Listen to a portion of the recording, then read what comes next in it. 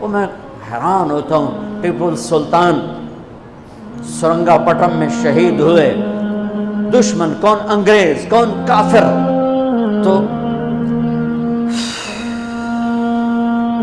تو برطانوی لشکر نے ان کو توپوں کی سلامی دے کر دفن کیا اور عزت و احترام کے ساتھ دفن کیا، اور میرے نبی کے نواسے کی لاش کو ان کم بختوں نے کفن بھی نہ پہنانے دیا، جنازہ بھی نہ پڑھنے دیا، دفن بھی نہیں کرنے دیا. اگلے دن بنو اسد کے بارے میں پتہ چلا عمر بن سعد کو،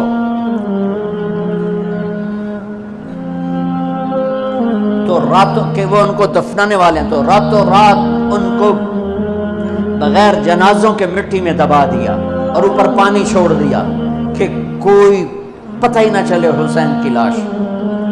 بنو اسد کا بوڑھا آیا اگلے دن، جب پانی خشک ہو گیا وہ آیا اور اس نے مٹی اٹھا کے سونگنا شروع کی. سبحان اللہ، سونگ رہا. ایک جگہ کی مٹی اٹھا کے سونگا تو اس میں جنت کی خوشبو تھی، تو تڑپ کے بولا یہ میرے نبی کے نواسے کی قبر ہے، یہ میرے نبی کے نواسے کی مٹی ہے. کہ وہ جنت کے سردار تھے تو قبر بھی جنت کی خوشبو پھیلا رہی ہے. اس کی حالانکہ بن دیکھی بات ہے، کیونکہ انہوں نے راتوں رات ان کو دبا دیا کہ ان کا جنازہ بھی نہ ہو. لعنت ہو ان کی قبروں پر، ان کی ہڈیوں پر، ان کی روحوں پر، ان کی مٹی پر، ان کی خاک پر. سمجھ میں نہیں آتا. نبی کے گھر کے کتے کی بھی ہم تو عزت کریں گے اگر آج ہمیں پتہ چلے یہ نبی کے گھر کا کتا ہے. ان کم بختوں سامنے نبی کے نواسے کھڑے تھے، نبی کی نواسیاں تھیں اور نبی کی اولاد تھی، اور ان کے دل ایسے پتھر، آنکھیں ایسی اندھی، کان ایسے بہرے کہ انہیں ایسے تلوار چلائی جیسے سامنے کوئی رومی لشکر کھڑا ہو، یا جیسے سامنے کوئی فارسی لشکر کھڑا ہو. اتنے عظیم ہستیاں میں کہاں سے بیان کروں. یہ وہ نسب ہے جس کو اللہ آدم تک محفوظ رکھے ہوئے ہے. اور میرے نبی نے فرمایا کل سبب منقطع الى یوم کل نسب وسبب منقطع الى یوم القیامہ الا نسبی وسببی وسأبلھا ببلالھا. قیامت کے دن ہر رشتہ ٹوٹ جائے گا، ہر ناطہ ٹوٹ جائے گا، ہر سبب ٹوٹ جائے گا، لیکن میری آل کے ساتھ رشتہ باقی رہے گا، نسب کا رشتہ باقی رہے گا، سبب باقی رہے گا. میں اپنی اولاد کو پانی پلاؤں گا، میں نے اپنی اولاد کی سفارش کروں گا. اس لیے میرے بھائیوں، ویسے تو کسی کے عیب نہ دیکھو، کسی کی برائی نہ دیکھو، پر سادات کی برائی، وہ شیعہ ہو، وہ سنی ہو، وہ بریلوی ہو، وہ اہل حدیث ہو، جو بھی ہو، وہ اگر میرے نبی کی اولاد ہے تو ان کے پاؤں چومو، ان کے ہاتھ چومو، ان کا ماتھا چومو. یہ اللہ کے محبوب ہیں، اللہ کے پیارے ہیں. مجھے میری اولاد محبوب ہے، آگے ان کے پوتے ہو گئے، آگے ان کے بچے بچیاں ہو گئے، نواسیاں ہو گئے، پوتے پوتیاں ہو گئے، وہ ان سے بھی پیارے لگتے ہیں. میرے نبی نے اعلان کیا میں اپنی نسل کو پانی لگاؤں گا قیامت کے دن، میں اپنی نسل کو پانی لگاؤں گا قیامت کے دن. پر اتنے سارے فرمان کے بعد بھی کیا شہید کیا گیا ہے، وہ کس بے دردی سے کیا گیا ہے.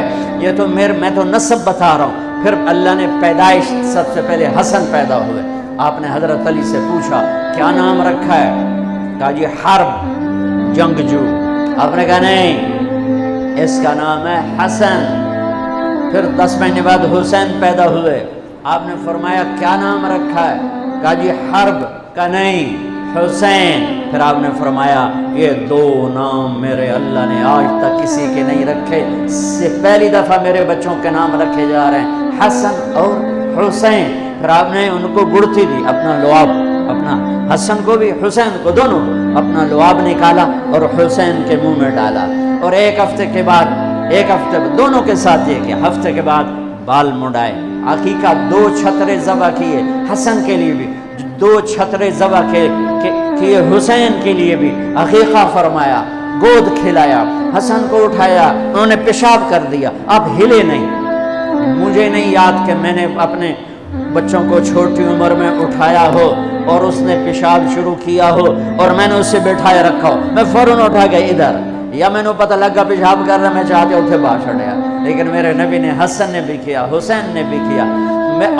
اور حضرت حسن کا تو واضح تھا، آپ یوں لیٹے ہوئے تھے، آپ کا پیٹ سے کپڑا ہٹا ہوا تھا، اور حسن آپ کے پیٹ پر بیٹھے تھے، تو ان کا جو پیشاب ہوا تو سیدھا آپ کی ناف میں گیا، اور نبی پاک ذات پیشاب ناپاک، وہ تو ہر چیز ہر ناپاک سے دور ہوتے ہیں، لیکن جب حسن نے پیشاب شروع کیا میرے نبی ایسے ہو گئے، ایسے بالکل ایسے ہلے نہیں کہ بچہ کہیں پیشاب نہ روک دے، جب پورا پیشاب کر دیا پھر آپ اٹھے اور نواسے کو بٹھایا اور جا کر پانی اپنے اوپر بہایا اور صاف کیا۔